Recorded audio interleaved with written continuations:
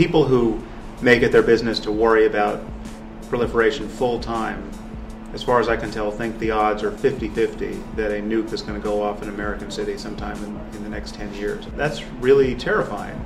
It's also terrifying how little of our attentional and emotional and economic resources we're spending on trying to contain that problem.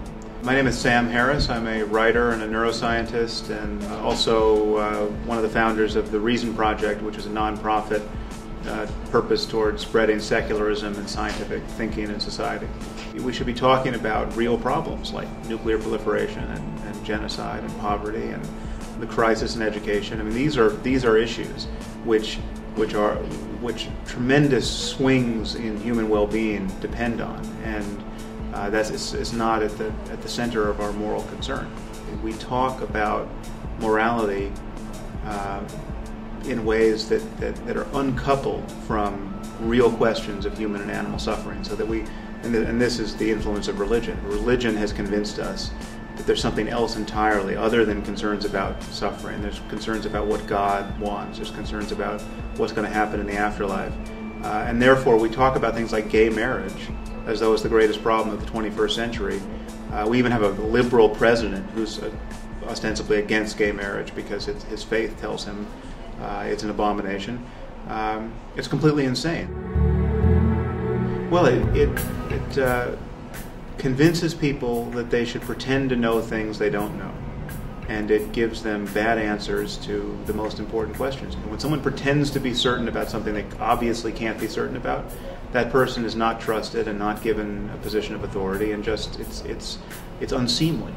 And yet, the moment you shift the conversation to God and the moral structure of the universe as decreed by religion, then all of a sudden all bets are off. You can pretend to know things you absolutely and obviously cannot know. And what's worse is these are mutually incompatible certainties. I mean, there's no way to reconcile Islam with Christianity. This difference of opinion admits of compromise about as much as a coin toss does, because, to take only one example, if you're a Christian of any serious conviction, you have to believe in the divinity of Jesus Christ. Well, it says in two places in the Quran that if you believe that Christ was divine, you will go to hell.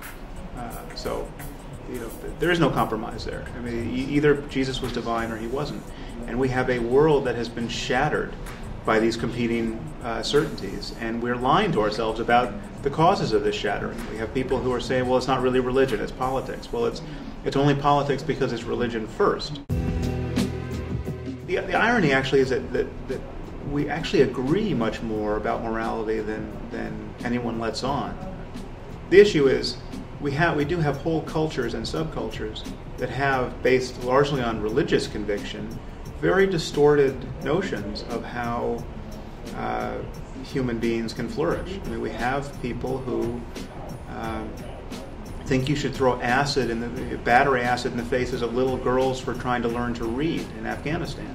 And so clearly there are real-world correlates of that kind of thinking, that kind of orientation. And it's not our job to not judge it and say, well, to each his own. Everyone has to work out their own strategy for human fulfillment. It's just not true. There are people who are wrong about human fulfillment.